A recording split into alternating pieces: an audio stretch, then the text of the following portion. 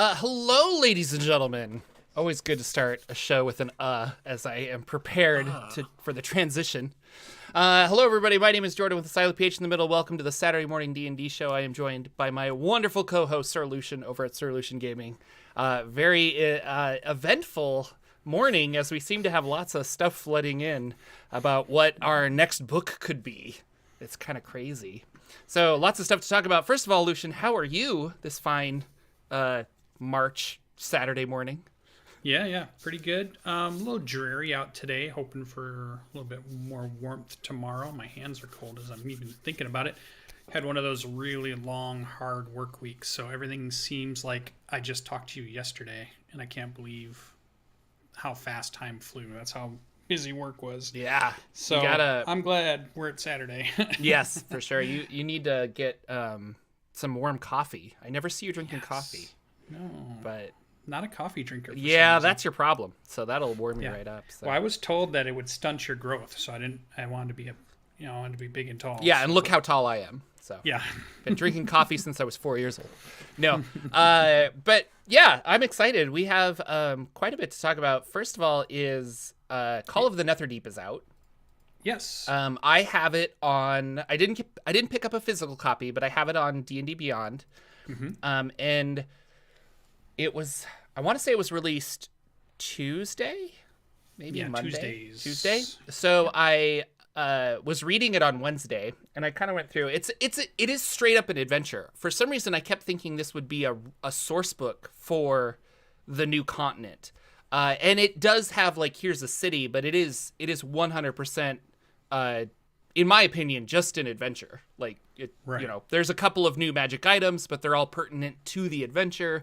There's a couple of new monsters, but they're all pertinent to the adventure, like, very specifically. Have you got a chance to look at it at all, or?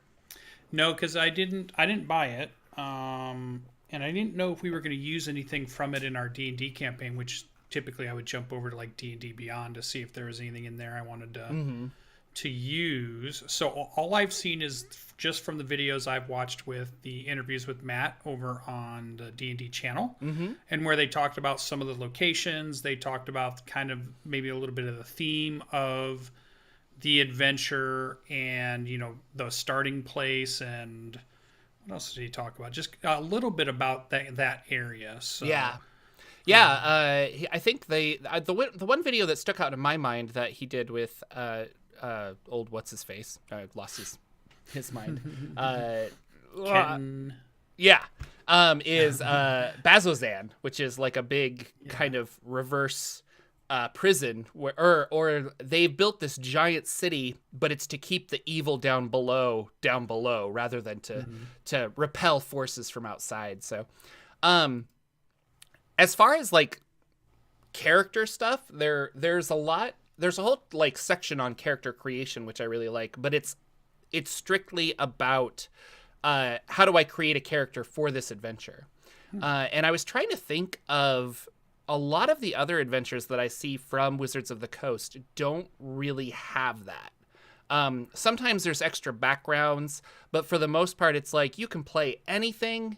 Here you go. And this also, like, I'm allowed to play anything, but it says, you know, if you're from this area, you're more inclined to have this or this or this. And I've always appreciated that assistance in buy-in. Like, okay, does it make a lot of sense if I play a multi-class Aarakocra going through a Dungeon of the Mad Mage, or should I play something a little more like in line with the setting, you know? Right. And so that was really fun. There's also a section on rivals, which I believe was in maybe Ack Inc. or something else, but I think that another book had rivals but this has a little expanded rule set on it, on how to use those rivals and how they can like pop up here and there. I haven't read the whole thing, but I finally got to the Netherdeep this morning as I was going through it, and that is a fun underwater demi-plane of terribleness, and reminded me of a Zagutmoy villain from a long time ago when I was doing research, because there's this really interesting... it looks like fungus, but it's it's a mineral, it says, and it's reudium, and so it's kind of interesting. Well, I remember the thing that stood out to me is they were asking Chris Perkins about the adventure, and he said we hadn't done a deep, dark underwater adventure in a while, and so that kind of makes sense that the Netherdeep really has a large kind of underwater area, and they wanted to go pretty creepy with it, pretty Cthulhu-ish, pretty, so he said it was, just the art. It's really being cool. able to work on something like that they hadn't done in a while or hadn't done. So I just thought that kind of made me think it was a very nautical at some point adventure. Like you must be going to the Netherdeep at some point. You better be ready. Yeah, I guess that was side note. My point though is the Netherdeep is not like the Underdark or something. It is this interesting, weird. He describes it as a demiplane, but it almost feels Eberron-esque, where it's like Kyber. They always talk about the world below Kyber is literally just this place riddled with demiplanes that take you to like terrible, awful places. And this feels similar. And I think it's tied to the ocean, but it is its own self-contained kind of thing. So. Yeah, I think the hint was there's a reason it's there. Yeah. It's a reason that it exists. It's not just, like you said, like a plane, and that's just the name that they gave to that plane or whatever. Side note to the Aarakocra in Dungeon of the Mad Mage, that's my third character because the first two died. So the first two were and you get a little bit more in line with what you would think in Waterdeep. And by the third one, you can tell I'm like, that's it. No holds barred. Now. Yeah, I was teasing you. I hope you know that. But yeah, I totally understand. Your first character is this like, really gritty. You're like, okay, I'm totally fitting. By the third one, you're like, I was a clown that fell into a vat of magic, and now I can cast things. So yep, I was like, oh, this will probably die too. So let's don't. Yeah, do too much. Who cares anymore? That's funny. So I don't know if it's worth it. I like aspects of this adventure. I'd probably have to like super read it, but again, I'm not super familiar with the world of Critical Role, and I'm less inclined to run a campaign there. But this did make me wonder if we could get our Wildmount group back together and take those characters and run them through this, or maybe just the ending, because we probably don't want to like de-level ourselves or anything. But it would be kind of fun to go and explore this and try to save some people. Or if those characters were our rivals and we started new characters, but then our old characters are like causing problems for us, that would be kind of interesting.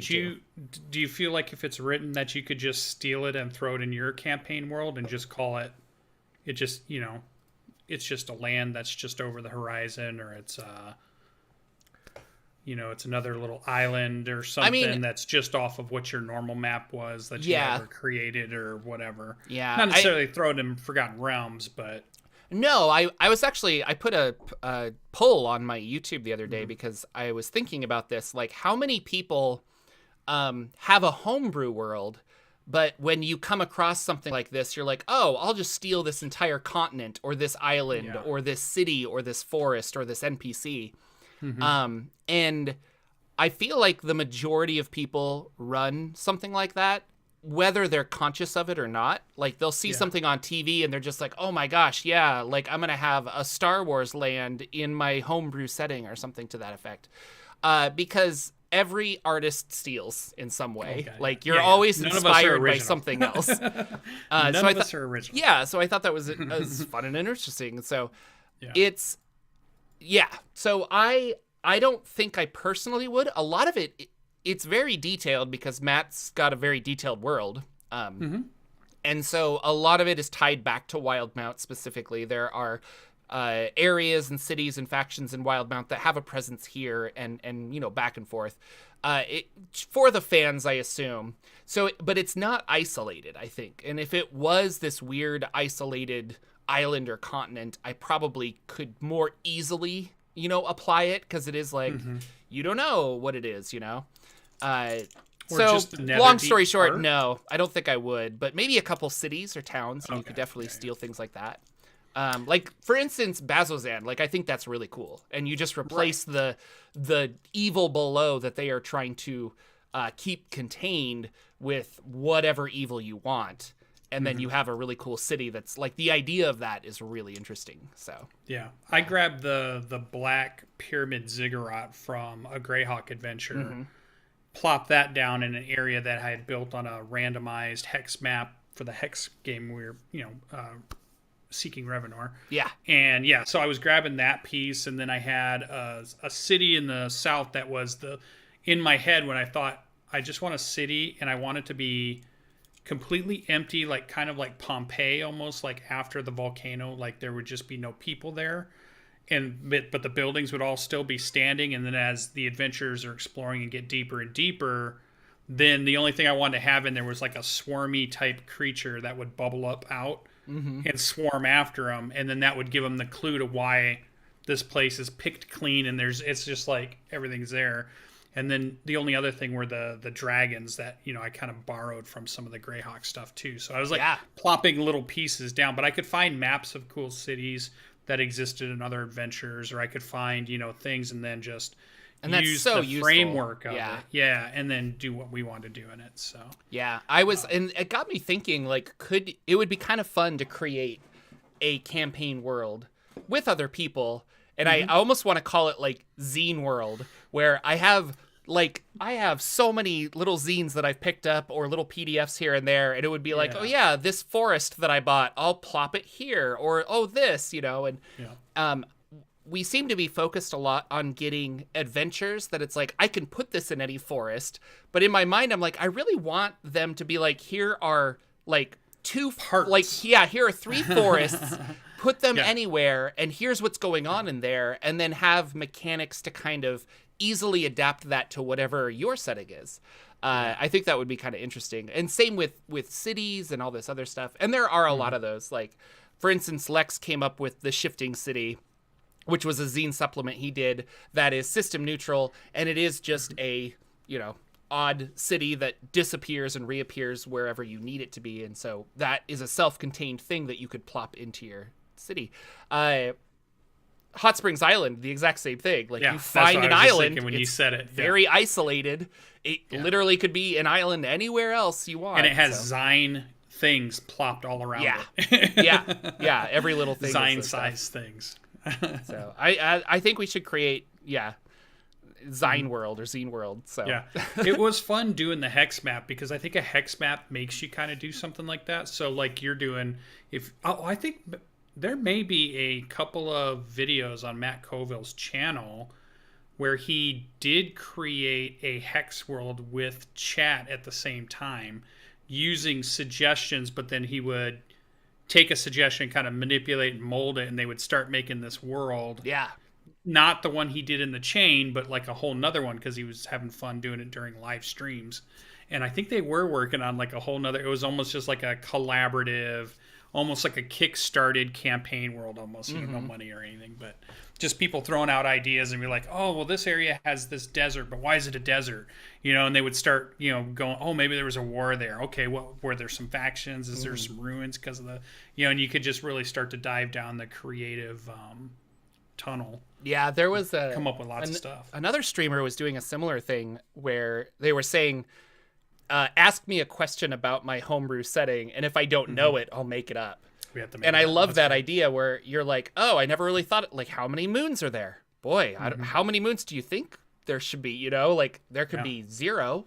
I don't know. Like, I recently finished an Eberron video, and it boggled me a little bit that is the only planet in that solar system. There are 13 moons that orbit Eberron, but Eberron is the only planet. And then I'm researching, the Forgotten Realms has like 12 planets, or I'm making that up, but they have a lot of planets, and Kryn Space has a bunch of planets. And it is kind of interesting to think, like, well, how would that form? Like, to have one planet is kind of interesting. So, getting that Spelljammer research in is what I'm hearing. Oh, I am doing a lot of Spelljammer research. Having lots of fun. I made a couple shorts. I'm going to make some more today. I'm playing around with shorts again, so we'll see if those do well. But I do have a Kryn Space video scheduled for Wednesday, if I can finish it on time, is the goal. Cool. And then speaking of Spelljammer and Planescape and all that other stuff, we have an announcement on Tuesday, March 22nd. Yeah, rumored. I think mostly confirmed. It is very confirmed. A lot of people said that the teasers were allowed to go out Friday, which is what we're going to talk about. And then they'll make an official announcement on Tuesday. Yeah. So if you go to it's on Twitter, it's on all of their social medias, Wizards of the Coast D&D. But specifically, I felt that Instagram was the best place to see it. But it's a collection of like 4 crystals that are kind of overlapping. And there's a bunch of art intermixed in these crystals. A little like rat mouse guy, what looks to be a bazaar, like a shopping area. There's a little like potion kind of neon sign that's dangling. And it just says, through the depths of the ethereal plane, a beacon of possibility of adventure kind of a thing. And so they're like, what do you see in here? And it's a teaser for the next book. Yeah. So a lot of people are trying to overanalyze this, ourselves included. You can zoom right in and see some stuff. Yeah, and you can zoom in and see. So what popped out to you, I guess? Well, the thing that drew me is that right in the center, I swear that looks kind of like the Ack Inc. symbol, just because we're in our adventure we play every Tuesday, we see this Ack Inc. symbol because we're an Ack Inc. But it could be. Oh, I was thinking it was like a potion shop sign. Yeah, I mean that's when you said that, I said, oh, okay, maybe it's like a medallion that shows that. But to me, I was thinking Ack Inc. and that got me to think of, Vi from Jeremy Crawford's shows that he does now, because that's the character he's put in. And if you go look at what that character is, it's described as she's like the plains hopping grandma, gun toting plains hopping. Because she was in so I like Ravnica and then Eberron, I think. Maybe not Eberron. It was definitely Ravnica. Yeah. She's bounced around quite a bit. She was in Sigil for a long time. Yeah.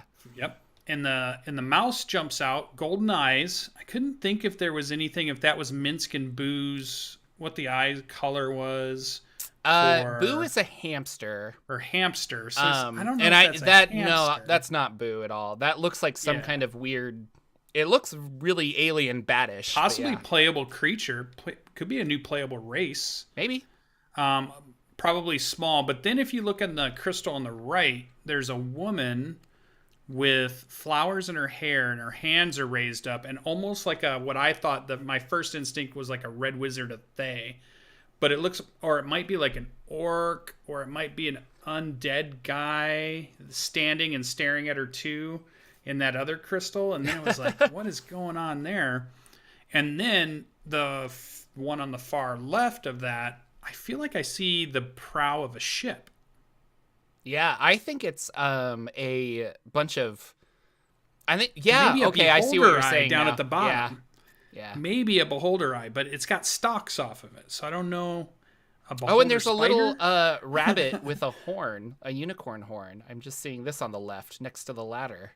Yeah. Yeah. I just noticed that. So that's a Feywild so I've creature, just seen little weird things in there, and so it's fun to have something like this. Now I couldn't figure out. Now you'd put in Journey blank the blank radiant. Yeah. That seemed to be what I was seeing is I thought that word there might have been a VA, but then I started getting close to like Tiamat or VMAET. So there's some very blurred words at the top. Yeah. Somebody we think they're twisted. Yeah, somebody took them and they mirrored them, and if you mirror them, it's a little easier to read. And it is JOU something the RA possibly D, and so a lot of people are thinking it's Journey the Radiant, Journey blank the Radiant blank or something. They're not really sure. And either am I, but that title of like Journey to something like this makes me think that it's going to be an adventure anthology, kind of like Ghosts of Saltmarsh or Candlekeep Mysteries. And if we're getting into the Mordenkainen book that's coming out in May, that is the multiverse. It has multiverse in the title. I think this is going to be that same thing where instead of in Candlekeep, you're jumping into books or whatever to go to different adventures. You're going to be in Sigil, probably jumping into portals to go to other worlds. And so I don't necessarily think this is going to be the book that has the Kryn Space races like Kender that we just saw. Or sorry, I shouldn't say Kryn Space. I should say Dragonlance races like Yeah, Kender. I'm not seeing Dragonlance screen. But I also don't think that it's going to have those Spelljammer races that we saw a supplement for. I feel like this is, and traditionally this is the time that we usually get those anthologies where it's not the Christmas sale big book, you know, and we're just coming off of, well, what was the last book that that had all of the different, well, I guess it's going to be the Morden Canaan book because that's going to have all the updated rules and stuff. So I don't think we're going to get another big rules supplement book of like, here's different races and here's different this. But I think towards the end of the year, we're going to get a campaign setting / adventure. But this one feels like an anthology book, probably set in Sigil. I don't know. That's my guess. What's your guess? It's hard to say. Because it felt like this year we might see more books than we had seen in the previous year, but then we're already here in March and not have gotten really too much more information. They might just go another week. I mean, I guess we're going to find out this coming up week because that gives them enough time to have said, you know, we advertised for Netherdeep. We're not stepping on the sale of the Netherdeep, and now we can, you know, start talking about the next exciting thing. I feel like they've got to announce their live event if they're going to do it or not. I feel like if they're going to do a live event, usually they have something that they're tying into that gets played there or gets, you know, as part of all of the stuff they put up and make it look really cool for, just like when they did, you know, the Stream of Annihilation or all the other stuff that they've done. Yeah. And we haven't heard that yet. We're supposed to get 2 classic campaign settings, but they could be inside a book, like you've said, in an anthology book, which would work because Ghosts of Saltmarsh there were several Greyhawk adventures in there that were just redone to work within Forgotten Realms at that point. Yeah. But even in the beginning of that book, it said you could put it Greyhawk. anywhere. It was a Greyhawk map. It wasn't meant to work in Forgotten Realms. Oh, well, like, I remember reading the front, though, where it said you could put it anywhere. It was, and it the maps and references stuff the old. is what I was trying to say. Yeah. I'm going to drop this on you. I just did some Googling and put this together. The phrase Radiant Triangle is a Spelljammer term which represents gray space, Kryn space, and realm space. Those were the 3 crystal spheres that were connected pretty solidly, and they were known as the Radiant Triangle. So this could be Journey Through the Radiant Triangle. Almost like a... Or Journey Bermuda to the Radiant. Triangle I don't know. Callback, right? I don't know. But that the word Radiant is, I don't know. Who knows? And we'll find out for sure. But like, I really want this to What's be... chat saying? Is chat looking at their picture too? They go Google it. Has anybody got any guesses out there in chat? What are you guys seeing? Journey to the Radiant Spheres we have. Radiant Realms. Well, you can't quite tell what that... Is it 4 words or is it 1, we don't know. 2, 3, 4, it's 5 It's mirrored words? and jumbled. I'm not really sure. Yeah. That's a tricky one. I think it's an adventure book, an anthology book like that. That'll be a bunch of adventures in those areas. So, I think is fun. Those are nice because sometimes you can just pull out pieces and you don't need the whole. Well, that's thing. what they're for, yeah. But although I keep saying I had the most fun running Ghosts of Saltmarsh as just an adventure. Yes, I thought that was a really cool thing. So, well, I don't know what they're going to bring out next. I have no idea. It's got to be. I mean, we just had a Critical Role adventure. Yeah. Usually they don't do 2 adventure books back to back, though. Yeah, I don't know, and I wonder if Critical Role is an outlier. I'm not really sure. So, maybe it doesn't count to the way they're thinking about it. Yeah, I can see that. It is, and it makes more sense now that Call of the Netherdeep has come out when it did, because it is the 7-year anniversary of Critical Role. They've put out a couple of videos here and there, and so it's a big, it's a 7 years. It's a long time for them to be running around and doing stuff, and so I was like, oh, it totally makes sense why you're releasing Call of the Netherdeep now. And it wouldn't surprise me if that was, hey, we're going to put this here because of the anniversary. And then Wizards, you can do whatever you want. Like, oh, okay. Yeah. So Oh, I forgot to mention it in the last couple of shows, but about, I want to say 2 episodes ago, maybe 3. Chad will correct me if I'm wrong. Robbie did leave the show, so he was basically not a permanent cast member. Because he was there from the beginning. I thought they just added him as a here's another member, just like back when they had the guy who played the Dragonborn in the very beginning when they started streaming. They had the Dragonborn wizard with him. Trying to remember his name. Somebody in chat will know that too, I'm sure. But then he left the show, and it was just the normal group that we would recognize now.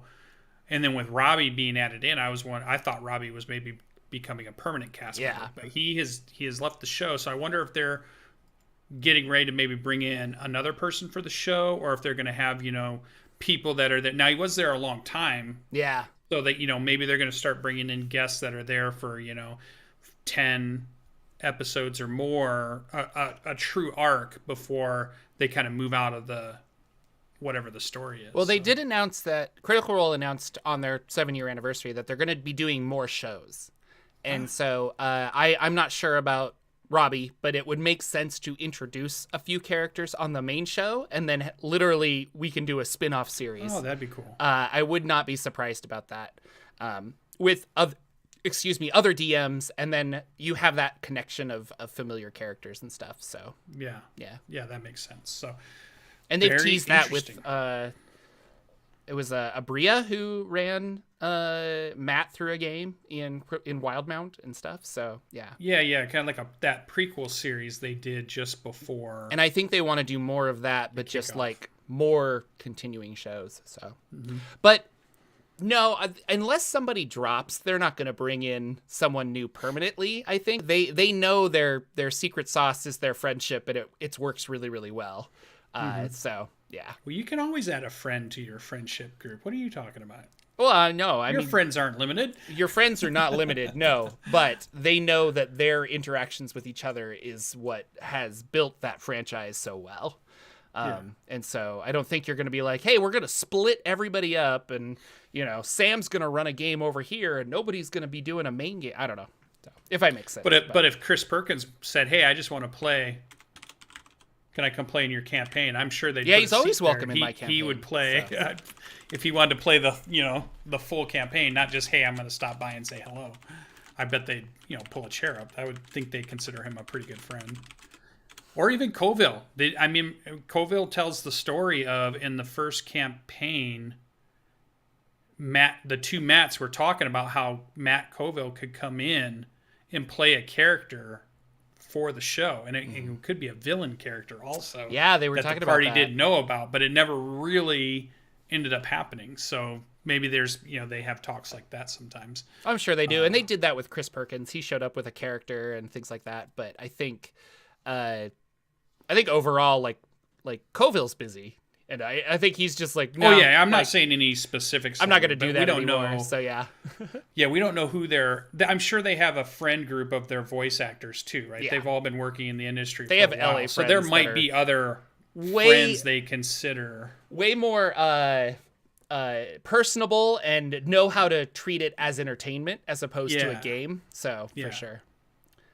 Something else that was Ninja announced on Amazon is that there is a D&D graphic novel that is scheduled to come out in February 2023. This is weird to have it leaked so early on Amazon. Like a year, that doesn't make a lot of sense. So I wonder if that date will get pushed up. I'm not really sure. It's £15. Because this is on a UK site, 208 pages. I don't know, no other information. So I don't know if this is a collection of a lot of the other comics or the older Forgotten Realms comics, or if they're creating new stuff. Jim Grubb is still doing a lot of recent D&D stuff. Yeah, there's been a lot of Baldur's Gate and things like that. So Baldur's Gate one's still running. Yeah, I wonder if it's an anthology of that, because I don't know. So, but it says graphic novel, so maybe it's self-contained. Yeah. That'd be cool. Cool. What else is new? I wish we knew. Yeah, I wish they'd given us something. This picture, I guess, is pretty good. I mean, at least it's something in there, but I can't believe we don't really know what the next book is yet, or like, where they're going this year.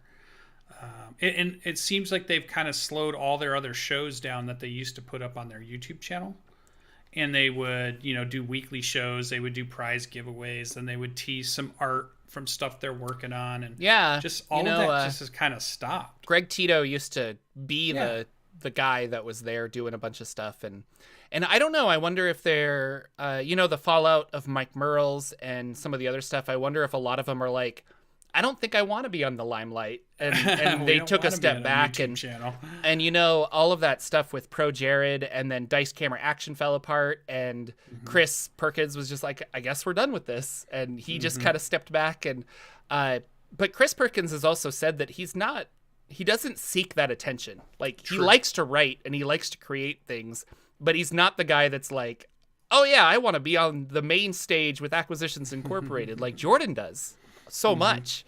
But I think he is like, I don't know, like whatever, it hit or miss kind of a thing. So I wonder if a lot of them are just like, I don't think I want to be that face anymore. So I don't know. Yeah.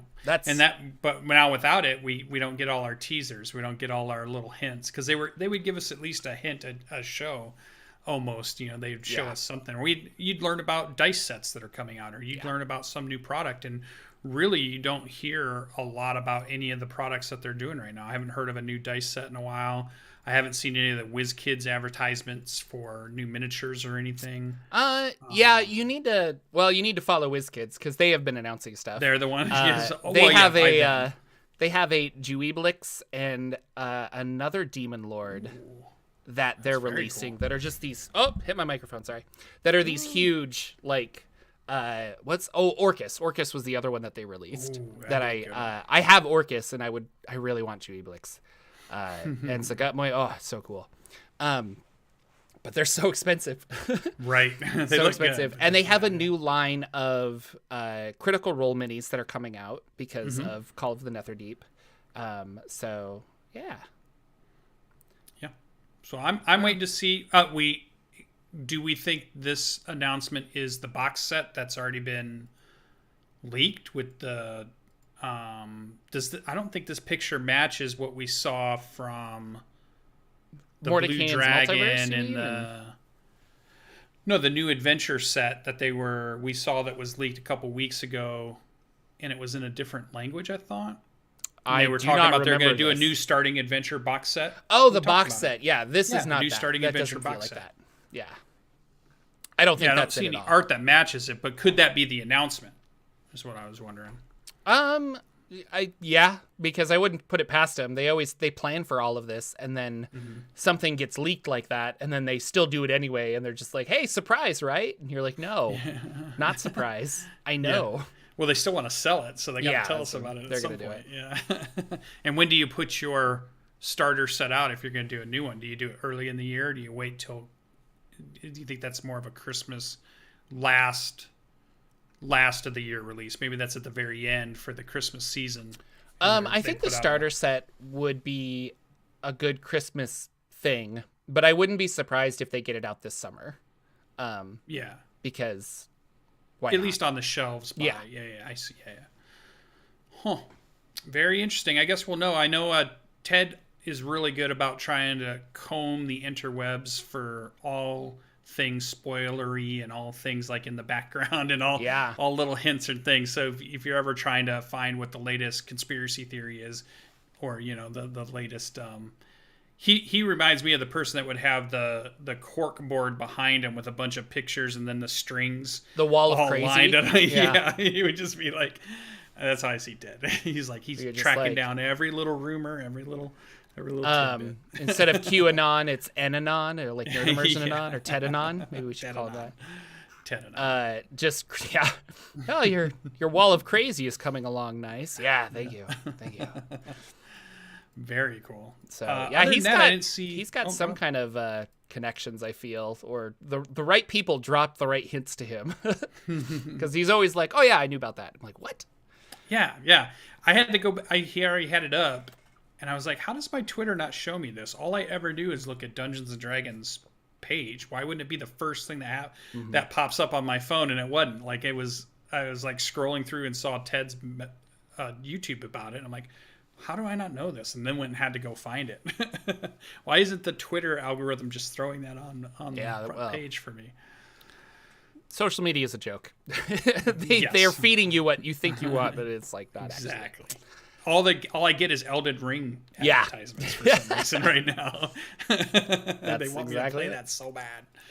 The only other news I had that not really news, but I thought I kind of posted it to you earlier this week. But Colville tells what he says is the second greatest story, which is funny because he has a video on there about the greatest story in gaming, which actually, if you listen to it, is probably one of the best told stories I've heard somebody just tell a story. Like, it's just entertaining to listen to him tell this story about the Five Rings. And I had never even played or even did anything with that. Yeah. And then he tells the second best story. And again, it's about something I haven't really played too much or wasn't into, but when he tells the story about it, you're just so interested. He's just such a storyteller. Like, I would say that should just be his label. He is absolutely a storyteller. He's so good at, doing that. And so you can go see that out on his video, which is pretty good. I know their Arcadia stuff is still moving forward. I still see a few things. I think issue 13 is coming out pretty soon. And they've got such good things on the... Yeah, the Beastmaster was still really good. And I want to play that class so bad. And there was something else that I really need them to make a printed version of all of the Arcadia stuff, which I'm sure they will do at some point. Anthology. I just want a big, like, all of them together in a nice book. I'm pretty sure that Kingdoms and Warfare is, I think I saw that their proofs had come in, so we should be getting our physical books pretty quickly. Which will be nice to have those. Yeah. The good thing about the PDF being out for so long, the PDF is out, isn't it? Am I correct in that? I've seen snippets of it. I don't know if I've gotten the full... Yeah, I think it was out enough that people were sending in their corrections. So that the printed book is really good. And that's something that I really value with... Goodman Games does that. Mm-hmm. And it's the nice about putting out... PDFs ahead of time, is that you could pay all of the money to all of the proofreaders, but then the minute you get it out, someone's just like, is this supposed to be like that? And you're like, no. And so they have a whole Stomp the Typo Goodman Games where you have to go out and find it and put it in. And I was really happy because when the Goodman Games DCC and annual came out, I noticed that they did the math wrong, and I'm like, I'm pretty sure that this is wrong in the way they're presenting it. Like, that doesn't make any sense. So I submitted it as a typo because I didn't really know what else to do, and it was fixed. And I was like, I did that. Me and probably a dozen other people, but like, I'm really proud that I saved the math equation in the annual. Good job. Yeah, the PDF of Knights or of Kingdoms of Warfare was released a long time ago. I thought so. It's just been a while, and I haven't played in a game to actually utilize it. So, yeah, that reminds me of a couple of Kickstarters that we have been waiting on. Some of the ones that come from 2C Gaming and stuff. Yeah, they don't typically do it, but a couple of the other ones. I mean, that one that was the 5e, but you can do anime 5e. Yeah. They sent out like here's our pre-production PDF, so you can go through the whole thing. When I kickstarted Lancer, they did that with I like that they put out that piece first. Yeah. So that you could really get your hands on that and take a look at it but the books look really good too. So I'm excited because I must have at least 7 or 8 Kickstarters out there right now that I'm still waiting on stuff to come back. It seems like it's been obviously slower because everybody obviously has the book shortage and the shipping shortage and the supply chain getting is still stuff from printer shortage, and that still kind of happens. So that slowed down all the 2021 Kickstarters that we did, and I must have done, like I said, half a dozen, maybe a dozen different ones. But I'm waiting on those. So eventually, lots of cool books are gonna come in. Yeah, I know. I'm excited for next week. Tiny Tina's going to happen. So we got I think it's about 7 days, maybe 6 days, something like that. So I get to play Dungeons and Dragons. Their game, they put out a game called Bunkers and Badasses, which was their kind of D&D light set of role-playing rules that I think that you could play. Mm-hmm. But it's based on the world of Tiny Tina's like adventure she's going to run again for the Vault Hunters. And I'm just excited for it. For whatever reason, I just love that whole idea that they had this video game that's nothing but guns and a shooter-looter, with weapon explosions when you're killing guys so you can go pick up new stuff, a la, Diablo from back in the day. But then they added, hey, let's put a storyline in where they're playing Dungeons and Dragons or a role-playing game at the same time. I'm just like, it's so good. So I love it. It's like my kind of meta, I guess, or my kind of... it's like Act 8, they break the fourth wall sometimes. They bring in my coffee. No, sorry, I meant chocolate. The peanut butter and your chocolate. Yeah, you like peanut butter and my chocolate together. Yeah, that's what it is. No, I know you're a big Borderlands fan. Those are fun. But I should try and play the new one that comes out. The Tiny Tina's. It'll be fun. Mm-hmm. I do like meta jokes and things like that. Usually in my Dungeons and Dragons, where I don't know, like you'll give them a magic item and then you describe it in such a weird way, and then they turn to you and they're like, "Is this just a thermos?" I'm like, "Yeah, yeah, it keeps your hot things hot. That's so cool, huh? It's magic." So, Colville talks about the second greatest story, which was Halo themed, and I don't know much about Halo. Well, it is Halo, but I don't know much about Halo. But he is just a really good storyteller. But the story's more about pre-Halo. Oh yeah. And not realizing the Easter eggs in Halo maybe is what I would say the story is mostly about. Definitely go listen to it because it's a really fun, cool story. For those that, he talks about gaming way back when the only type of computer gaming we had kind of was like the BBS boards, and you would type something in and you would wait for it to tell you, you would say like turn right, and then would start to describe something. The old text-based, adventure kind of stuff. And how games were starting to form at that time, and how then it eventually games now still harken back to that kind of stuff. So it's always fun.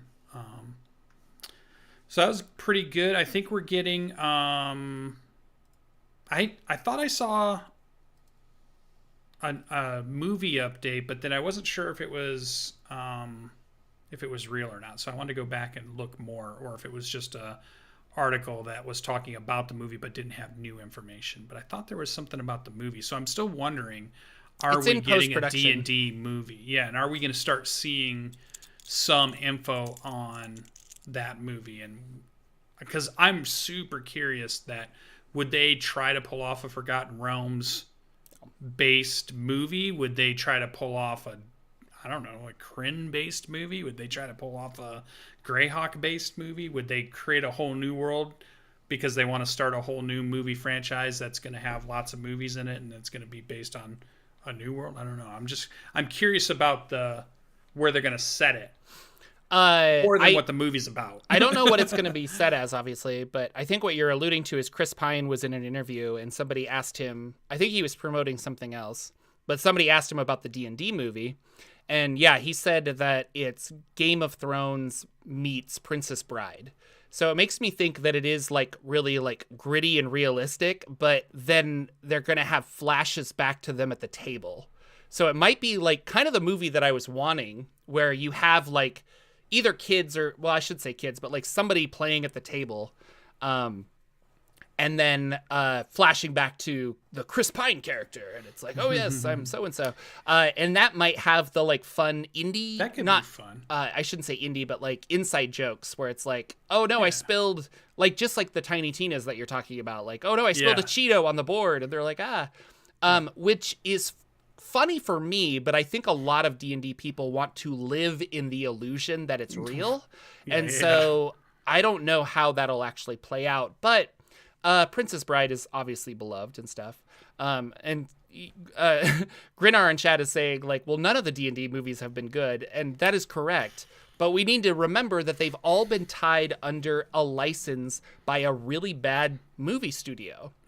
And the movie studio that made all of those simply made really crappy D&D movies to hold onto the license. Because the rule was if they never let it expire, then other people couldn't make D&D movies. And so they made terrible movie after terrible movie. And this happens with a lot of franchises. The latest one that comes to mind is the Fantastic Four.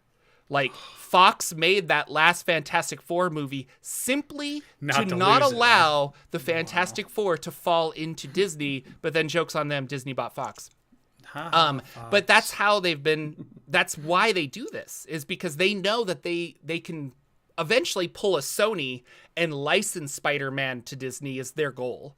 But it's like, but we have to make something before we can let it lapse. So they make a crappy movie, not intended to make money, but simply to hold on to their stuff. The D&D license has lapsed. That company doesn't own it anymore. So the new people that are making this new movie have a very different direction, different money, different producers. It could potentially be a really good movie. So there's hope. If it was the same company, I would be like, don't even bother. But it is not. Crossing my fingers. I mean, I think we can say Stranger Things is good, and it is definitely D&D based. I mean, adjacent. They were playing Dungeons and Dragons on their tables. You know, it was that whole piece. So I feel like that's a good representation of it. Just like I always thought the episode of when they did it in the community for the. I thought their representation of the game was pretty good too, and pretty fun.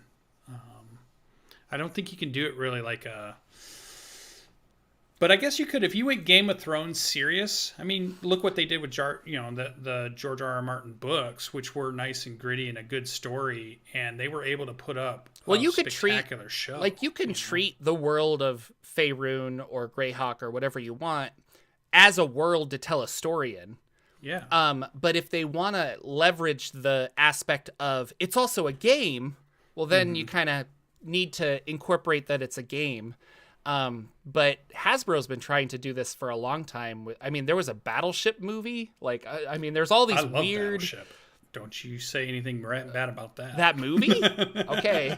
I love that. It's on Netflix right now. You can rewatch it. It is the best movie to watch how Navy ships work. I was in the Navy. It's awesome. I love it. Okay. Now other people may not like it, but there you go. So I don't know. We'll see if a lot of that works out or not. But I have high hopes for it. So I have high hopes. We'll see. Yeah. And another movie that's like that is like Neverending Story. Remember how the kid's reading the book, but then he's also in the world, and that's a pretty beloved. That's Princess People Bride, remember that from their childhood, and they'll often go back and watch that on a Netflix or somewhere else where it's playing when they see it. And like you said, Princess Bride. That's the Lego movie, like exact same thing. And like halfway through, sorry, spoilers, but halfway through the movie, you realize that it's a kid playing with his Lego sets. Yeah. And then all of a sudden it's like, oh, it all makes sense now. Yeah, it all comes in. So I could see that being I think that's a good D&D premise. The premise of basically also like Stranger Things, 4, 5, 6 kids, teens playing some Dungeons and Dragons. Maybe they're in the school library, that's somebody's basement, or they're at the mom's kitchen table, whatever it is. And we're getting flashes of what their heroic characters are doing, or the way they kind of think of them. Plus, we're getting, all of the dice rolling and if you want that now, I would encourage you all to go watch Zombie Orpheus's movie, The Gamers, on YouTube. Public movie. You can watch it on YouTube. Hilarious. One of my favorite. Gamers 2, Darkness Rising. Very good movie. What have you been doing in the world of games, Mr. Lucian? I have been working. Working on games? Nope, wasn't really a game. No, I'd done so much at work. I did not go to my Tuesday night game. They did play without me. I was an automaton. So sad. And I believe they finished the level, which I think is okay because I'm ready to go down to the next level. I think that's good. I'm hoping we're getting close to leveling up. But it was just so busy that really all I had time for right after work was to be able to jump into something for an hour and then be done. So I didn't really have 4 hours to set aside to go, do any specific thing. Been playing a lot of Lost Ark. Cool. If you've seen that out there, I'm still kind of goofing around with that. And I'm still messing around with Pathfinder Wrath of the Righteous. That game has got its hooks in me pretty hardcore because of the character creator. Nice. And I think I'm in there as much as you used to be in D&D Beyond creating characters. Right? Oh, yeah. Like, I just go into the creator character and I just start thinking about something. I'm like, does this work if I go through this whole thing? And what feats should I choose for this? No, that should go in here. I wonder if that'd be really fun to play. And I should grab this and that, and you can build a party that you could take through that game if you want. So you start thinking, well, all right, I'm going to build this real cool tanky character, and I'm going to build this cool wizardy character. I got this cool ranger in the back or something. And it's just fun to go through and see all the builds. And what makes it great is that there's so many classes, so many subclasses, and you can multi-class just like you can in Dungeons and Dragons. I find myself spending hours playing around with concepts and character ideas and just seeing where they go and where I can take them in that. So no, I spent hours I still every once in a while I'm like, wait, could I do a Yuan-Ti? And then I start making another character in. Yeah. The last one I made I really liked was I named him the Once Dead Barbarian, and it was a the race where you were dead, but they brought you back somehow, coupled with a zealot barbarian that can't really die. And I was like, oh, this is just fun, where you're like, I don't care. And you just run into fights, and then somebody will revive you at some point because you can't really die. And I thought it was kind of fun. That's interesting. I like that. So, no, I'm always doing things like that. And that's why I need like 12 games to play. But a lot of these, because I made a monk once for an actual game and played it for 2 sessions. We've talked about this, sea elf monk that I played, and I was like, well, this is boring. Like, on paper, turn out the way I thought. or in my mind, you're like, oh, this is really cool. But then when I actually started playing them, I'm like, I don't want to play this at all. So that also happens. And maybe the barbarian, the once dead barbarian, would also be boring. Who knows? But it's a fun concept. Didn't match the mechanics or the fun of it. Yeah, the fun didn't match what I had in my head. So it kind of makes a better NPC at that point. But that's how it always is with the wizard characters when I build them too. Is I always have in my mind this idea of how cool it's going to be to create this wizard character, but then I get in the game and the limitation of 1 spell per turn, or if you do the bonus action, of not being able to set up the combos you want. Yeah. I couldn't fully fledge out this really cool idea I had because the mechanics they're trying to balance you out from getting too crazy. Cause you want to be able to mix spells sometimes, you want to be able to throw more than one at least every now and then. It should, not all the time, but every now and then. And I'm sure maybe there's ways around it. Maybe rings of spell storing or something, or wands maybe to get around it. But I love going and creating the characters. And if you, in that game, you can then play it. You can then run some characters through some, fighting some demons or fighting some cultists and just see how the character kind of plays. And it's Pathfinder, but Pathfinder is so close to Dungeons and Dragons sometimes it's all tabletop. You don't RPGs, really notice it, and it's Pathfinder First Edition, which is even really closer to D&D than even Pathfinder D&D Second Edition is. Yeah. But it's been fun, and I like the graphics of it. I just loaded Baldur's Gate back up because they did an update for that. Baldur's Gate 3, do they call it? 3, yeah. And that one looked pretty good. And then I loaded up Solasta because I think there is a DLC coming out for Solasta. So I've got all the CRPGs loaded on right now, just ready for me to bounce around and play in them. And they're adding some new classes. Solasta is interesting because it is based on open OGL. The 3. open game license, yeah. Open game license. It's 5e mechanics. 5e. Yeah. Open game license. But they wanted to add some classes, so they had to make some of their own. So they've added some of their own classes in. 1 subclass per class. So I thought that looked pretty fun. It is fun, and it's kind of see their take on subclasses. There's their own world. Yep. They couldn't use the world from anything, so they created their own, which was which was cool. So another good one. So that's what's been kind of taking up my time. I'm ready for next week's game, and it should be fun to see where we're at. Hopefully, getting to level soon. But it seems like Jordan hasn't played a game in a while. No, I haven't. But I am preparing. I've got a crew of people, and they're all willing to play Invisible Sun.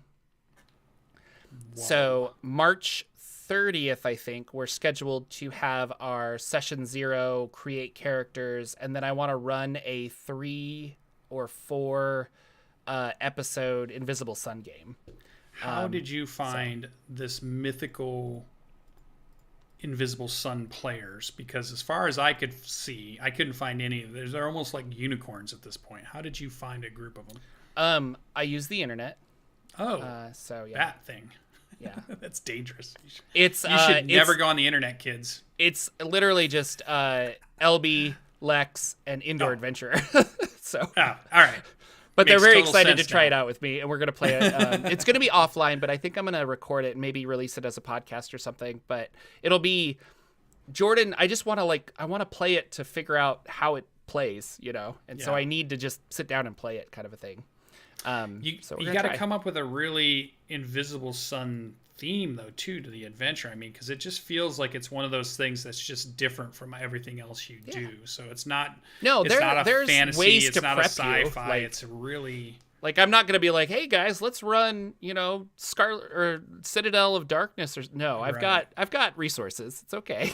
Yeah, it's hey guys, welcome to Twin Peaks is what I think of, or welcome to something really weird and interesting and not quite sure what's going on. Yeah. In session 0, you create your character, but you also create your house and your neighbors. Who do you live by in this weird magical world? And you kind of create a whole environment that becomes your home base. As you adventure, you can always come back to your house, and your house has certain mechanical benefits and stuff.